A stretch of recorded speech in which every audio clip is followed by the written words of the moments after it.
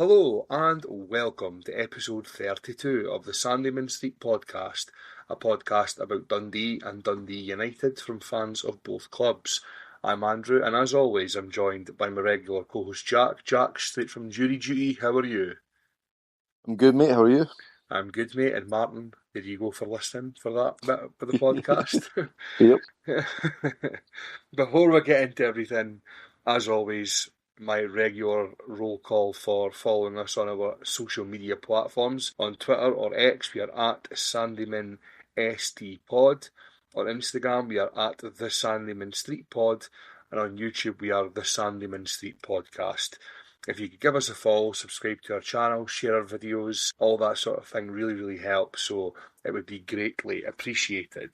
So we will get into the football side of things, Jack. So I think the first thing we'll probably speak about, since it was the furthest away thing that's happened since today, Tuesday, when we recorded the podcast, United's away game at Hibs. Now Dundee were obviously rained off with their home game with Motherwell. United away to Hibs, that was on.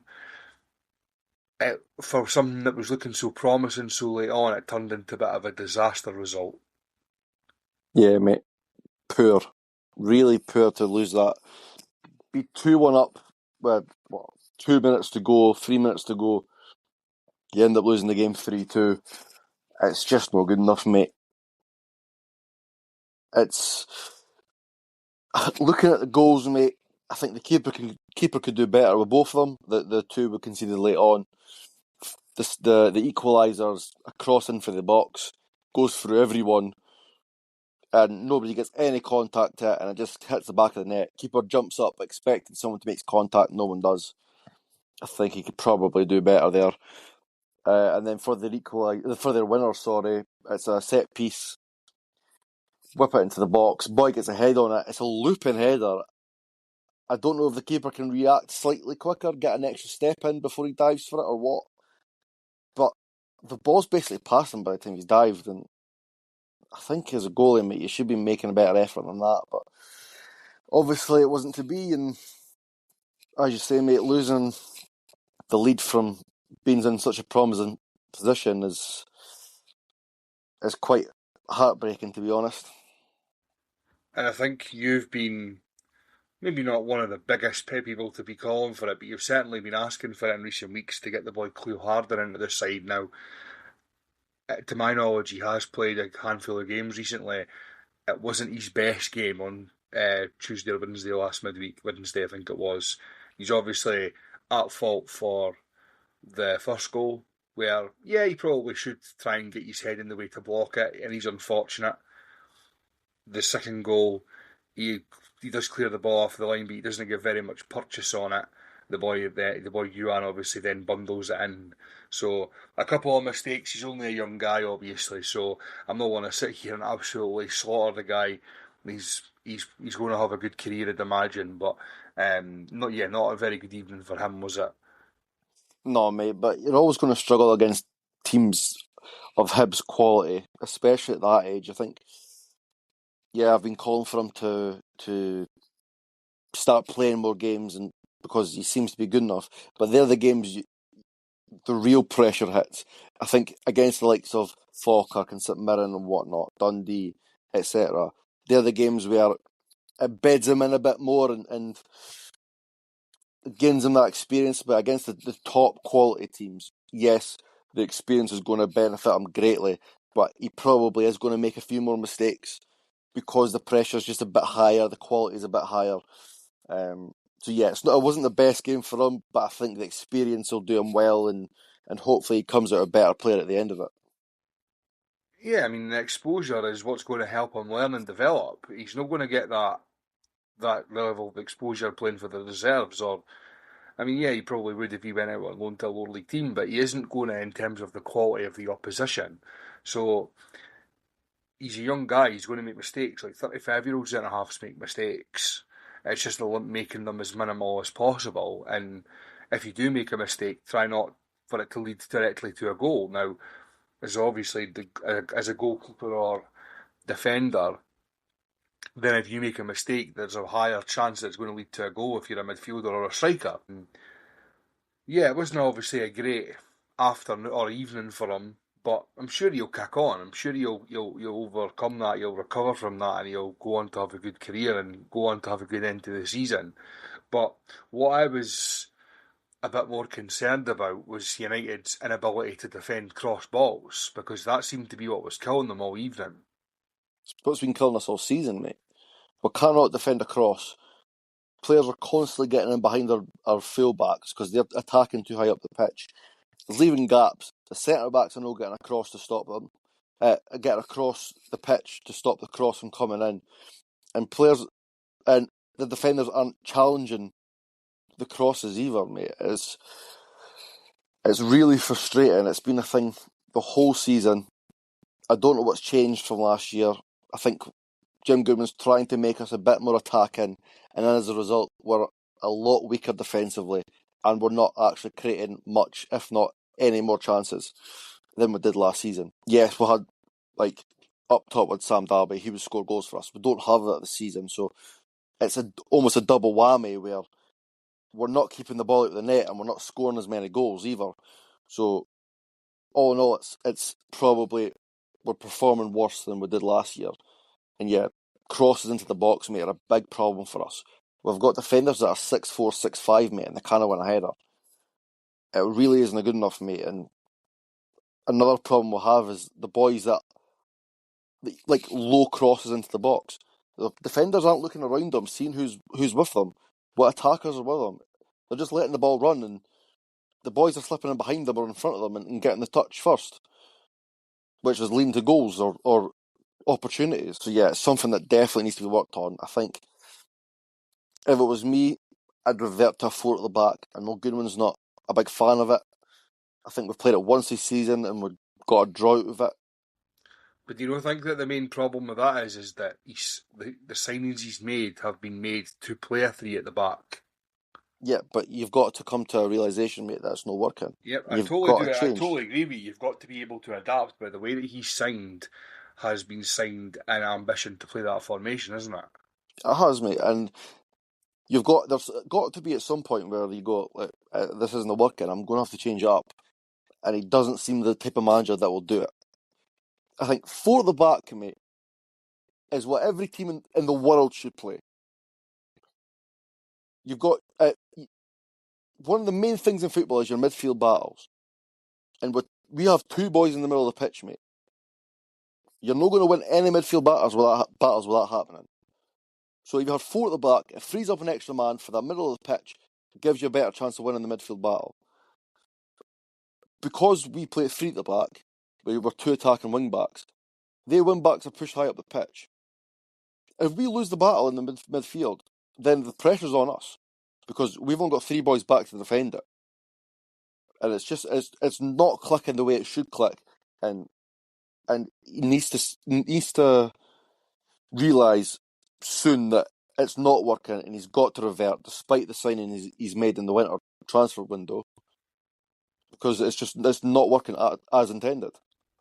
It's a tricky one, and I know that we've kind of mentioned this before, we've touched on it, certainly you more than me, but it seems like United are one of the only teams in history who have regressed the more that they've got to know each other. And what I mean by that is that when, obviously we've spoken about it a lot, and it's been spoken about a lot out with our podcast, but they've signed the whole new team in the summer, and it started off like looking at them, the early signs were promising, and as the seasons went on, it's got progressively worse. And usually it'd be the opposite way around. I would, but I don't think Jim Goodwin can train anyone. I don't think he's capable of making players better. I can't think of one player under Jim Goodwin that's got better from the start of the season to the end of the season under him. Maybe I'm being harsh because I can't see it this season, but I can't think of anyone that comes to the forefront of my mind straight away that has improved under him, and that's a real problem, mate. I think as the season goes on, and I know that I'm not exactly the most qualified person in the world to speak about this, but from what I see in minimal amounts, and from what I take from you and other people who I speak to who support United, some of the players that they've signed I don't think are good enough. Like, you look at the centre halves that they've got in the building. How many of them do you honestly reckon are good enough? Ross Graham probably. Sam Harden will be. Eslik looked promising at the start. He's fell off a cliff. Juvu, I've not really seen much of him, to be honest, so I can't really say much about him. He is still young. I think he's only 21, so he can And improve. see him, right? And I know that it's just one game. So one Mm-hmm. game, and saying this after only watching him in a particular match is, I wouldn't say harsh is the word, but it's not exactly like a sample size isn't big enough to give an overall conclusion on what type of player he is, because you could have just had a bad game. But the derby, I thought he was hopeless. Ross Graham, I've seen a lot more of Ross Graham. Am I convinced that he's the type of centre half that's going to play regularly in the top half of the Premiership? I have my doubts. The boy Carestez, I hear a lot of things about him. United have obviously got an option to buy on him. I've never been fully convinced. Will Ferry's obviously a good player. Does he really want to be at United now? Is he out of contract in the summer, or he's certainly going in the summer to MLS? There's obviously been a lot of links. He doesn't really seem like he's interested anymore. The boy Strain, he was good at St Mirren. I would imagine he's had his moments at United. He seems like he's turned into a bit of a sick note, to be honest with you. Obviously, the goalie's new in the door. Through the midfield, I think Kamara and Sibley are probably your two best players, Yeah. in my opinion. And as I keep saying, it's minimal sample sizes. You going up front, you could probably throw Sapsford into that equation as well with Kamara and Sibbald. The boy Waters, I thought he was going to be a right good player in this league when I first seen him. He's big and powerful, and it's really a lot of the better strikers in our league usually are. He doesn't seem to be a very good player. When you're getting boys on loan for Barnsley at that age, Mm. it's never usually a good sign. Who else? Fata, he's on loan. Fata, he's hit or a miss. He play. He seems to be a type of player who, if he fancies it, you'll play. He's a television player, isn't he? Had a good game Yeah. against Celtic, that Mm. sort of thing. Yeah, there's obviously other players. I'm going to bore the tits off going through the whole United squad, but it's at the beginning of the season, I actually praised Jim Goodwin on here and said it looks like his recruitment's been really good, and he seems to be a manager who could pluck a player, and he's got an eye for a player. And yeah, some of them have been decent signings, but overall, I think the majority of them haven't been, in my opinion, and it's only my opinion, and I'm here to be shot down. But the problem that United have got with this whole sign a whole new team every single season recruitment drive that Jim Goodwin wants seems to be doing is that if half the signings or more don't turn out to be good players every year, then you're going to struggle. Yeah, I think. Look, it's easy saying that you've got to sign better players than that. Look, I think every club's shopping in the same pool, and you're never going to get a great strike rate consistently. Some teams manage it, most teams won't. United are clearly in the won't camp, as I think most clubs in Scotland are, to be honest. Um, it's it's very hard to have a good recruitment like strategy period consistently, and the boys that both the good ones, Ross and Jim, have brought in over the summer and this winter transfer window clearly haven't been good enough. I think we need to go back to the drawing board big time because the players we're looking for aren't working. Obviously, we can't say nothing about the boys that we've signed in the winter period. We've barely seen any of them. But the players we have signed in the summer, they looked promising on the paper, as you said. They looked promising the first few games, but they've regressed massively since then. Will Ferry, he's not going to be here come the summer. He'll be away in the MLS, as you rightly mentioned. Crestes, I think he's got something about him. Hearts were looking at him, so stats-wise, he must be doing somewhat decently. Graham, I think he's probably good enough for a mid-table, sixth place team. Juve, I don't really know much about, as I say. Strain, I don't think he's done anywhere near as good as he did at St Mirren. I don't know what it is about him. We just can't seem to get it going with him.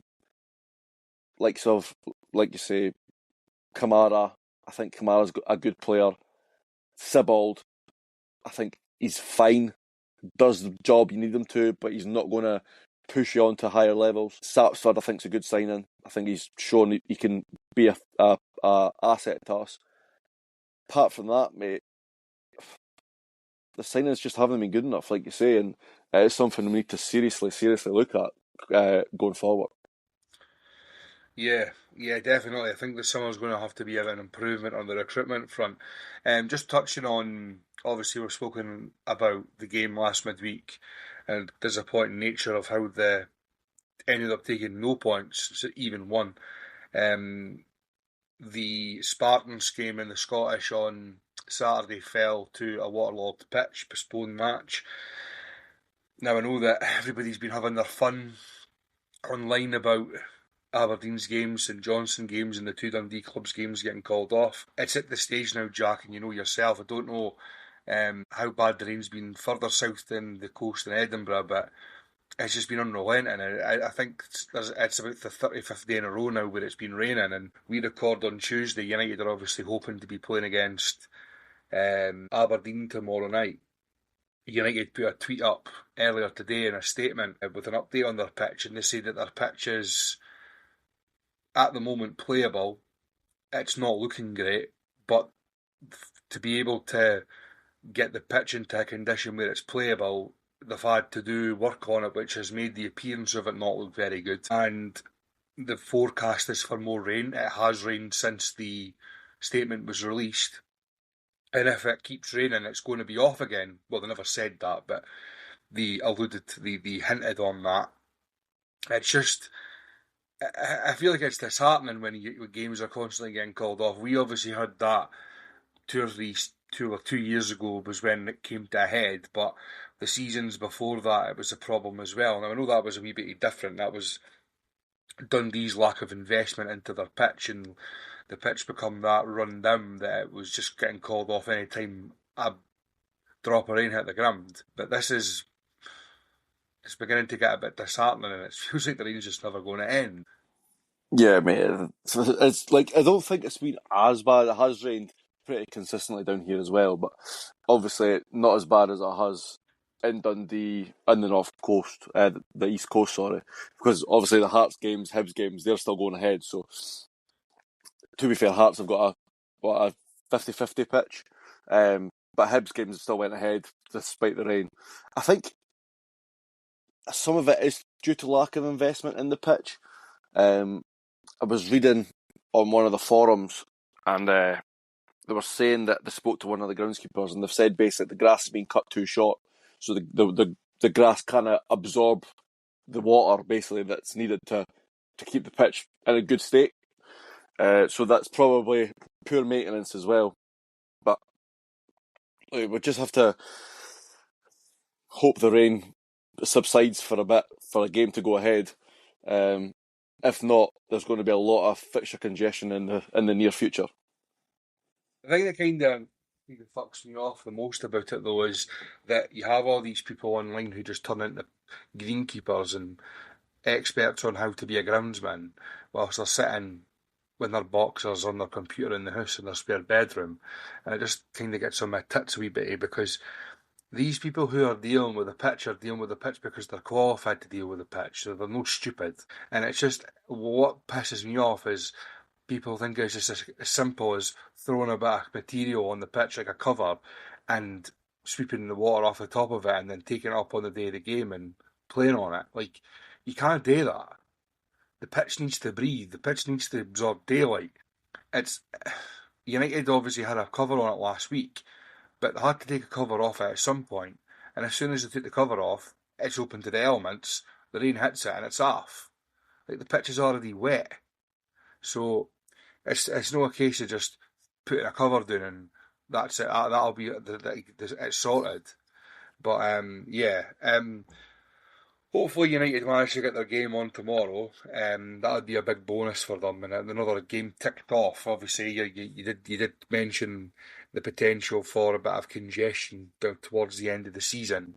They've obviously got to play their cup game. They've got a postponed game against St Mirren to fit in as well. So, fingers crossed. We'll move on to Dundee side of things though now. Obviously, carrying on the theme of postponed games, our game against Motherwell last midweek was postponed due to a waterlogged pitch. Obviously, gave us a bit more time to prepare for our Scottish Cup fifth round game at Parkhead on Saturday tea time against Celtic, which went from potentially one of the best days I've had supporting Dundee, and it was seconds away from being one of them, to one of the biggest disappointments and one of the biggest heartbreaks in the space of 10 minutes. Celtic obviously scored an equaliser to draw the game 1-1 with the last kick of the ball in the 96th, 97th minute, and then a couple of minutes into extra time they go 2-1 up. Not much happened really in extra time after that. Dundee had a couple of chances towards the end. Ethan Hamilton had a big chance with the last kick of the extra time and fluffed these lines. You could forgive him for that, for how good a performance he put in over the 120 odd minutes though. So Dundee exit the Scottish Cup. Took a bit of comfort for the fact that if we had went through, we would have drew Rangers at Ibrox, which is absolutely typical. I'm telling you, Dundee are cursed in the cup competitions. I'm convinced of it. These draws are just no fair. They're just not fair. Well, that's how it feels anyway. Sounds like sore plums, mate. Yeah, mate, it probably does, but it's just disheartening. It just feels Yeah. disheartening now. Like you get a tricky draw in the first round or the fourth round. The first round we enter. I mean, Kilmarnock are pish, right? But it's a tough draw considering you've got Camelon Juniors and everything playing in that round. They get an SPL team off from home. It's a tough draw. Do play really well, come from behind to win the game. You get through and you get Celtic away. You're like, what? Mm. And obviously, if you would beat them, which we were just about to do, and we would have got Rangers because we would have been ball number two instead of Celtic. Ball number two was drawn away at Ibrox. Yeah, obviously that's all speculative. We'll kind of touch on the match. I thought Dundee were absolutely excellent. I know that you've seen bits and pieces of it whilst watching it in the pub. Ethan Hamilton scored a brilliant, brilliant goal. Um, he's obviously been probably one of the signings of the season for Dundee, and it was an absolutely fantastic goal that he scored.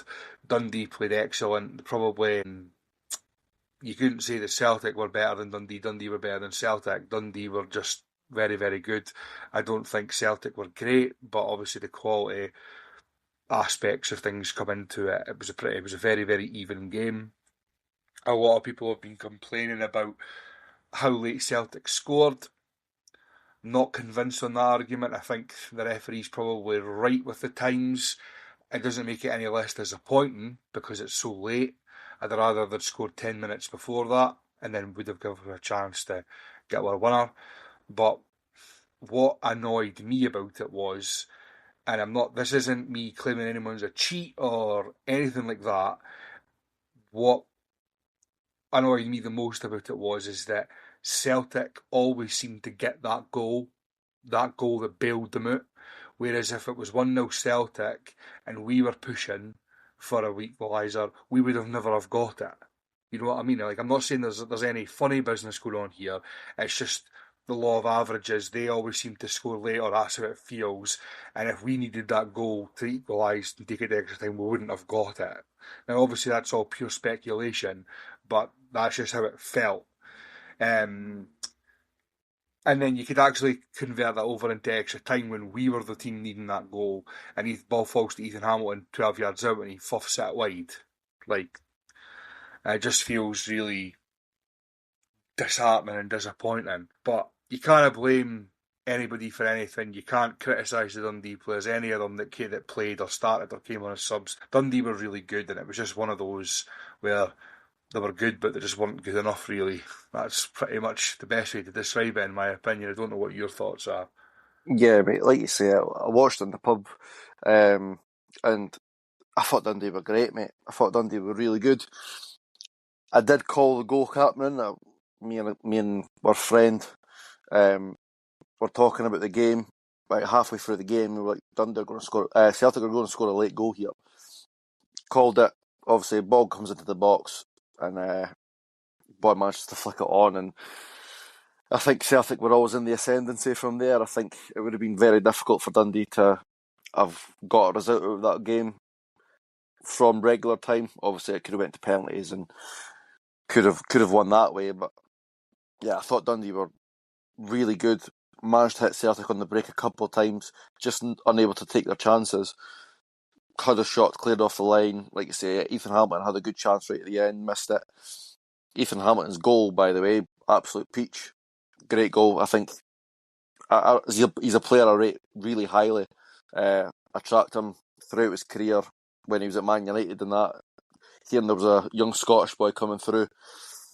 And I kind of followed his career since, and I thought at the time he was a good signing for Dundee, and he's proved it so far. So yeah, it's obviously disappointing for Dundee to not get through despite the performance, but I think like the players and the fans could probably be proud of the performance they put in, and you just got to hope you have another shot next year, I guess. I mean, Dundee are going to win the Scottish Cup at some point. Whether it's in my lifetime or not, who knows? But they're going to, at some point in history, Dundee will eventually win the Scottish Cup again, right? It'll come round eventually. But Don't know, like when you get these cup runs, it doesn't help. yeah, Like Aberdeen are a prime example. Now Aberdeen have well, they've got a very very tough game in Motherwell, but if you look over the course of the last 10 years and look at Aberdeen's cup draws, I mean, it's ridiculous. It really is borderline ridiculous how easy some of their drawing. I mean, easy is maybe not the right word, but the luck that they've got, like getting at Queen's Park at him in the quarter final last year, Dunfermline before that, and they're at him again. Like, they always seem to get a home draw against a lower league team. And even though they've got Motherwell, which is a hard game because Motherwell are doing very well, it's at home. So I know that you could probably then go back 45 years and you could look at a sample size of 5 years back then and they'll have probably had a hard run of games, whatever. But when you see teams like that getting those sort of fixtures and year in, year out, we get hard ones, it is really, really, really annoying. Like, annoying is exactly the right word. I mean, 2023, I think it was, we're in the first division. St Mirren are doing really well in the Premier division. We get them away from home, take them to penalties, and you're thinking, we've done very, very well to get to penalties. This is our day, and we didn't score a goal in the penalty shootout. At the same time, United are playing Stirling University. You're not even playing Stirling Albion, you're playing Stirling University. So when that sort of thing happens, it is very, very disheartening and very annoying. What can you do, I suppose? It's just luck of the draw, as they say. But we'll move on. The score predictions that we had in for midweek games last week, obviously the Dundee against Motherwell game was postponed, so nothing happened there. Hibs against United, I went for 2-1 Hibs, you went for 2-0 Hibs. Correct result, incorrect score, so we'll both draw a point each. The Celtic versus Dundee game, we both agreed that we'd go for the 90 minutes. So I went 2-0, you went 3-0, both towards Celtic. It was obviously 1-1, finished 2-1 after extra time. So both draw 0 points. And United Spartans was postponed. So 1 point extra each, which puts us both on to, I think, 17 points. So both level on points there. We'll have a quick look at the rest of the Scottish Cup results from the weekend. On Friday night, St Mirren beat Airdrie 2-1 after extra time. On Saturday, it was Dunfermline 2, Kelty 0, Elgin City 2, Partick Thistle 3, and Celtic 2, Dundee 1 after extra time. And on Sunday, it was Rangers 8, Queen's Park 0, and Stenhousemuir 0, Falkirk 2 after extra time. The Aberdeen Motherwell game was obviously postponed. Jack, I'm going to give you United's transfers over the course of the January window. So from what I can see here, there was only one outgoing, and that was Kucherenko, who went to some Greek team that I can't pronounce. Over to the incomings, there was no loans, so it looks like three incomings. Neil Ferrugia from Barnsley, Ashley Maynard Brewer from Charlton, and Emmanuel Aguirre from FC Ashdod. So, what do you reckon? How do you rate United's January window? I mean, we covered the goalkeeper, which we needed. We needed that big time. Neil Ferrugia, I think he's a winger. I don't think he's actually played yet for us. I don't know if he's not match fit or whatnot, but he's not played, so I can't really judge him yet. A winger, probably useful to have.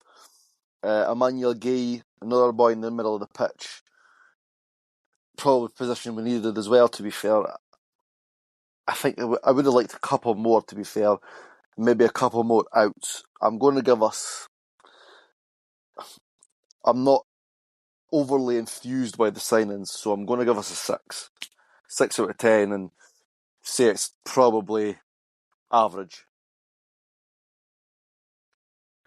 Was there any other positions that you would have went for? Like, is there anything that any particular players that you had maybe fancied them going for? Obviously, you would have fancied them going for Haaland and Mbappe, but keep it realistic. You know what I mean?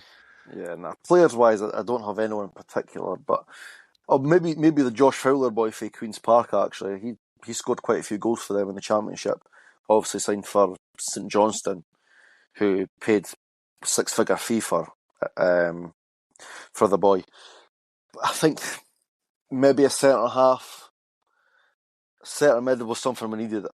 We could have done with another striker, mate. I think Moeller's probably not it. Waters isn't it, and he's not our player either. So yeah, maybe another striker and maybe a centre half we could have done with as well. I feel like, because I don't think S-Link's got it in him anymore as much as I did at the start of the season. I was saying could have been one of the best centre halves we've ever signed that I've seen, but he's obviously fell off a cliff. I don't think he's going to be playing in the team much anymore. So yeah, a centre half and a striker, I think we could have probably strengthened on. As for Dundee, there were quite a few incomings, couple of outgoings. Emil Aqua went on loan to Harrogate Town. Plimen Galibov left as a free agent under mutual consent. He has actually signed for somebody. I'm not too sure who, but yeah, I seen a photo of him in a scarf, so I assume that he's signing for somebody. The incomings were Joe Bevan from Burnley, Brad Halliday from Bradford City, Joe Cottrell on loan from Swansea City, Lewis Montsma from Lincoln City, Scott Wright on loan from Birmingham City, there's a load of cities here, and Aldair Valenzuela on loan from Monterrey. If I was to rate out of 10, I'd at the moment maybe go for a 7. I think that obviously Joe Bevan's probably more for the future. The boy Brad Halliday has really impressed me in the 2 games I've seen him. He's a very, very steady fullback. He can get himself forward. He's got a good engine on him. He's a decent enough defender. I know that he got fairly easily beat for the equaliser on Saturday, but by that time it looked like he was running on empty. But yeah, steady player. I think it's going to be a good signing and certainly improves us. Joe Cotterill, seen him a couple of times, didn't really stand out away to St Mirren. Didn't stand out too much again away to Celtic Park, but keeps things ticking over, looks a tidy enough player. Lewis Montsma, signed on deadline day. Never seen him or Valenzuela at Parkhead. Neither of them even made the bench. I don't maybe know if they're maybe not quite ready yet. And Scott Wright, I mean, that came out the blue really. And yeah, I don't think many Dundee fans will be complaining about that. I think he came on Saturday evening. Played kind of like a false nine kind of position through the middle. We're used to seeing him on off the left. Showed his quality quite a few times, and we were Kieran Tierney being in the right position on the goal line away from setting up a Dundee going 2-0 up at Parkhead. So yeah, all in all, probably about a 7 out of 10. I'd give Dundee for their transfer window, addressed positions that needed addressed, and they never sold Luke Graham. So he's still with us, which is great news. So yeah, absolutely chuffed to bits with that transfer window. 7 at the moment, but I could see that maybe increasing as we go forward. Moving on though, Jack, we'll look forward to tomorrow night's games. So Aberdeen come to Tannadice, hopefully, weather permitting, and on the weekend you're off to Falkirk. What's your thoughts ahead of that, or ahead of them both? The Aberdeen game, I think it's going to be a tight game. I think we've got the better of them over the last 5 games, like head-to-head wise. Aberdeen aren't in good form, but neither are United, and so I think it could be a scrappy affair, especially with the pitch being in the condition it is. If it goes ahead, I can see boys sliding about a lot, and there being quite a lot of rough tackles, etc. So I think it'll be a close one. Hopeful for the win, but I can't see it. I'm not very upbeat about United just now, so I think we'll probably get a draw out with that one, I'd imagine. As for Falkirk, I said to you earlier in the week, I think we can get a doing, mate. They battered us last time we played them. They've proven they can beat teams and batter them. They battered Hibs as well. So obviously, I'm hopeful the team could do well as always, but I can't see it, to be honest. I think we could go 2-0 down, 3-0 down pretty quickly. I think if we can see the goal early, mate, I think we might crumble. So I think we could get beat that game, but who knows, mate? Football's a mysterious game, so they could end up coming out with both them games with 3-0 wins, but I'm not holding out hope just yet for that. Times are tough when you're not confident that you're going to beat this Aberdeen team. And I know that I say that as a Dundee fan who on this podcast has said that doesn't think Dundee will beat Aberdeen, but that's from years of experience of watching Dundee capitulate every time they see the red kit. But United have a decent enough record against them, and if you're no confident about beating them, then something must be bad. Yeah, mate, the football's just dire. Like obviously I don't go to the games, but from what I hear, mate, it's just dire to watch. We don't create anything, and we can't stop the goals going in. So the other end. So it's it's tough times, mate. Tough times, but just got to hope that we can pick up form at some point, or it could be a very squeaky bum time end of the season. Well, I don't think there's going to be a case of going towards the relegation fight, but I don't think United have got enough about them to claw back the points on Falkirk and ultimately finish in the top 6, unfortunately, for you guys. Move on, Dundee also have Falkirk tomorrow night through at Falkirk Stadium. Livingston come calling at the weekend at Dens. Now, Dundee 4 points from a possible 6 against Livingston this season. Tomorrow night's going to obviously be a trickier game away from home. Falkirk in form. They've only been beat twice in the last 8 or something. Both of them were against Celtic. They've beaten Hibs recently. They've beaten Hearts at Tynecastle in the Cup recently. They've beaten Aberdeen. Obviously, they're a good team playing well. But I think Dundee are more than a match from them. They played very well through there for a wee while earlier in the season. Probably should have taken some from the match, in my opinion.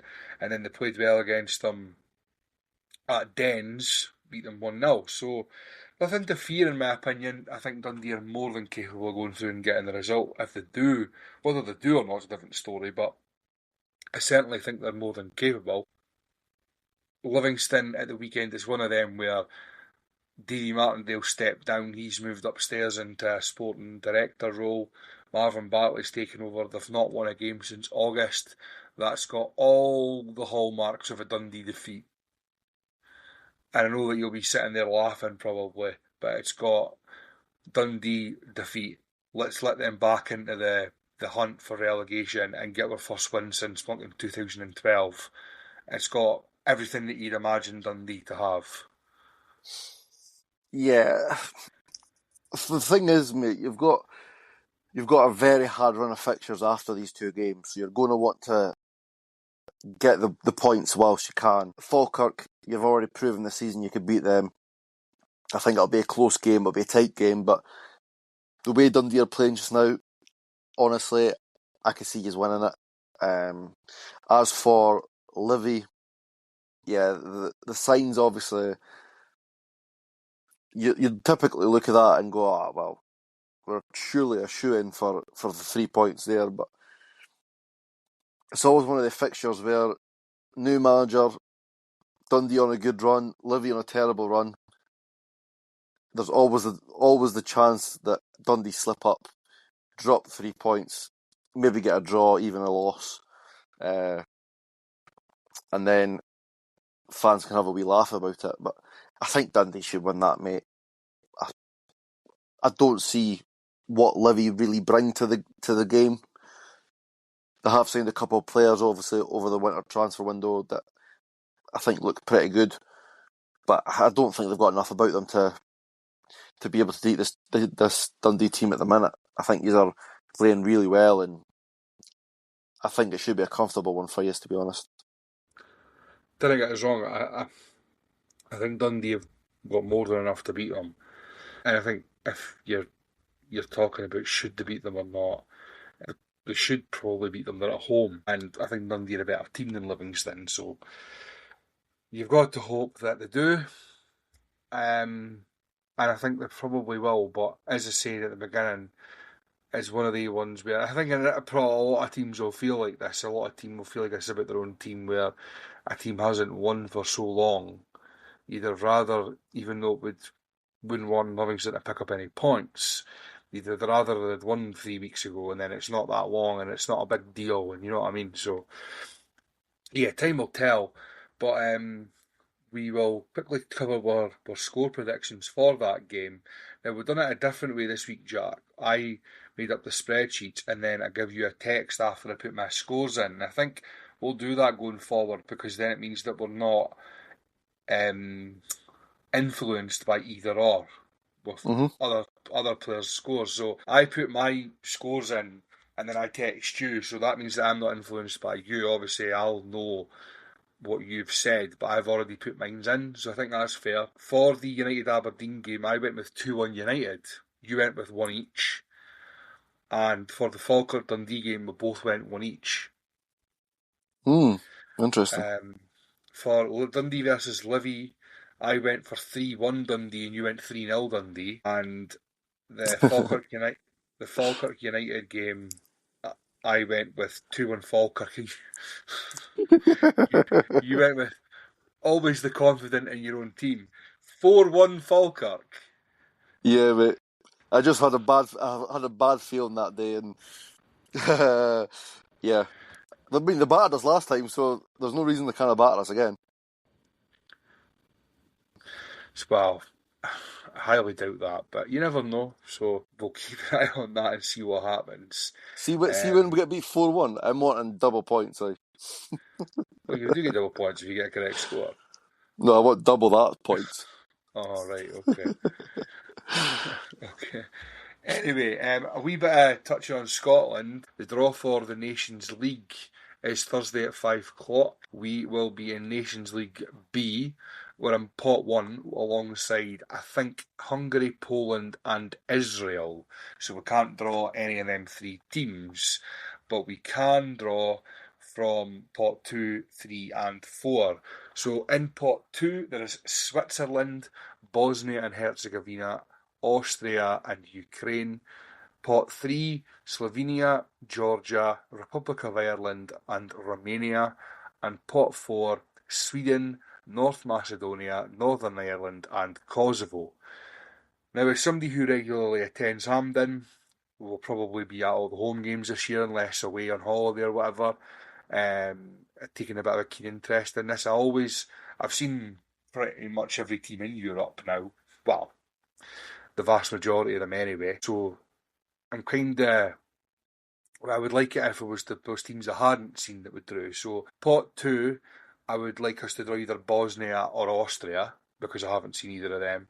Pot 3, I've seen all of them apart from Romania, so Romania would be the team. And pot 4, either Sweden or Kosovo. I have seen Sweden. It was at Euro 2020. They played Ukraine at Hampden and I had a ticket for it. I've seen Macedonia when they were called Macedonia, not North Macedonia. and I've seen Northern Ireland, so Sweden or Kosovo would be good. But if you're looking for proper blockbuster, Switzerland, Ireland, and Northern Ireland would be a belter of a group. What's your thoughts on that, Jack? Who would you like us to draw? Obviously, it's always quite fun to get anyone from the home nations. So Northern Ireland, Ireland, etc. That'd always be a good draw, mate. And obviously, you're wanting the easiest draw possible. So, I mean, there's not really any easy draws, but like the Kosovo, North Macedonia, etc. You're kind of wanting them teams because you know you're more likely than not to get a decent result. So, apart from that, I don't really have strong opinions. As you know, mate, I'm not massive on the national team, so I don't have stronger opinions on who we want to face, etc. But yeah, any of the home nations or that would be a good draw for us, I think. Yeah, I mean, for excitement, it would be good. If you're wanting to get back into the A division, then I'd rather have the easiest teams from each pot. But we're in League B or Group B or whatever you want to call it, so most of the teams we're all evenly matched. I don't think you're going to get easy games, but we'll see. I quite like the Nations League. I think the format of it, when it turns into if you can get a playoff place and whatnot, makes it awfully complicated. But the actual format of just the games, where you play 6 games over the course of 3 months, and then it replaces the friendlies. I think it's been quite a good concept, to be honest with you. So I think it's better when it's at the back end of the year. I remember after the World Cup and before the World Cup and stuff, there was games, and well, we ended up playing like 4 games in June, and one of them was a playoff game against Ukraine. We could have ended up playing the final. We didn't play the final. We ended up playing Moldova or somebody like that, and we're here, there, and everywhere. And it was a lot of we're playing this time now and we're not, and all that sort of things. But ever since we've went into you just play it between September and November, I thought it was quite good, and it's certainly better than playing friendlies against absolute pish in front of a half-empty Hampden. So yeah, in my opinion, it's been a good concept. But we'll move on to the last part of the show, which is as always the Futbology challenge. Now, myself and Martin drew games. Jack, what's happening, mate? Surprise, surprise, mate. Another forfeit. You're not going to get out with that Same every week. relegation zone, are you? Nah, never am. I'm here for life. Nah. Now, a wee bit of a caveat to this week. I had 3 games. One of them was a defeat, one of them was a win, which I was obviously hoping for, and the third game was a draw. Unfortunately, that draw was a United game that I attended. Now, I can't remember if it was because I was playing at half time with the J League or it was a free ticket from the J League or something like that. It'll have been something along them lines. But it was a game from Tuesday, February the 10th, 2004. So I would have been 8 years old that time. Tannadice for a crowd of 6,389. A game befitting of that crowd. Dundee United 0, Hibernian 0. Now, because I was there in the United day, I'm pretty sure I was in the shed that day, but hoping Hibs would take the victory, I've drew a point from this game. Obviously, it wouldn't have mattered either way, but a point. Jack obviously had a similar outcome in a game a couple of months ago when he was at Easter Road to watch Dundee play Hibs. So yeah, we'll keep the rules the same. The managers were Ian McCall and Bobby Williamson, and the teams were for United: Gallagher, Archibald, Innes, McCracken, Wilson, Robson, Miller, McInnes, Kerr, Dodds, and McIntyre. And on the bench, Jarvie, Duff, Easton, Samuel, and Scotland. For Hibs, their team was Anderson, Caldwell, Murdoch, Doumbé, Edge, Whittaker, Viss, Thompson, Riordan, O'Connor, and Dobby. And on the bench, Brown, Nicol, Smith, McCluskey, and McManus. The referee was Craig Thompson. So that moves me up onto 29 points, a point closer to Martin because he was a defeat. That was on the 10th of February 2010, another midweek game. Dundee United 0, Hamilton Accies 2, a crowd of 5,598. The managers were Peter Houston and Billy Reid. Starting 11 for United: Pernis, Dodds, Kenneth Dillon, Mahadjux, Conway, Swanson, Gomes, Bobbin, Goodwillie and Daly. And on the bench, Banks, Robertson, Cameron, Myrie Williams, McCord, Shala and Casa Lanuvo. For Hamilton, the team was Cherny, McClenaghan, Canning, Easton, Elibert, Wilkie, MacArthur, Mensing, Paishow, and Imrie. And on the bench, Murdoch, Hastings, Van Zanten, Elliott, Wesolowski, McQueen and Joel Thomas. The scorers were Paishow 23 and Paishow 45. Flavio with the first one, Marco with the second one, and the referee that day was Alan Muir. So that keeps Martin, I think, on 34 points. So there's a 5 point gap now at the top of the table, which Jack will not have to concern himself about. Very good. Anyway, that is the end of episode 32 of the Sandeman Street podcast. Thank you very much for listening as always. And if you have a spare minute or so before you go and do what else you're going to be doing today, if you could look up our socials to give us a follow or a subscribe, whatever it is on that platform. On X, we are at Sandeman ST Pod. Instagram, at the Sandeman Street Pod. And on YouTube, we are at the Sandeman Street Podcast. Share our videos, retweet them, put them in your story, all that sort of thing. Really, really appreciate it when people do that. I know that a few people do that, and it is very much appreciated every single time. So thank you for that, and thank you for listening. We'll see you next week. Have a great weekend. Cheers.